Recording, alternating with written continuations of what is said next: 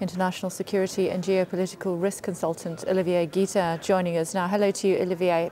Hello. How do you possibly protect people against this sort of massacre?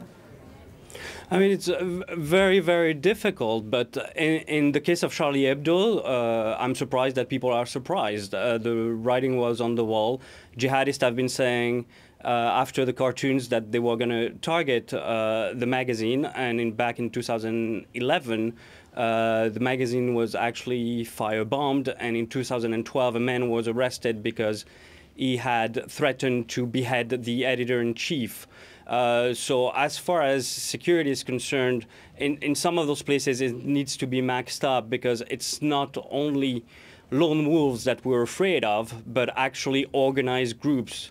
And the fact that those three men were likely military trained and possibly allegedly linked to Al-Qaeda makes it much more different than other attacks that we've seen in Sydney or in France or in Canada, for instance.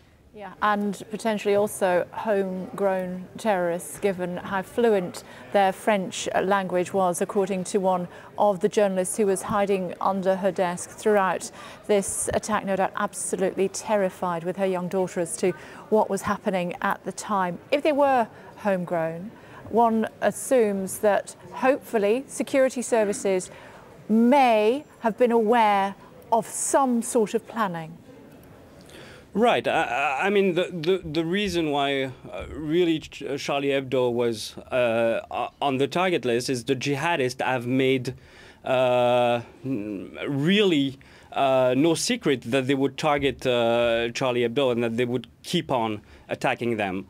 But you're right. As far as homegrown jihadism is concerned, security services in France and all over Europe are very good at pointing out people and getting them monitored. They don't have enough means, unfortunately, to follow everyone, but they've been very good at tracking them, at least. But the question is, are those people returning jihadists from Syria or Iraq? And this is where the equation becomes more difficult, because for security services to track down people coming back from Syria or Iraq, it's also a difficult task. So it could be homegrown, it could be returning jihadists because of their military training, but all in all, the security threat to our cities has been really multiplied in the past few months.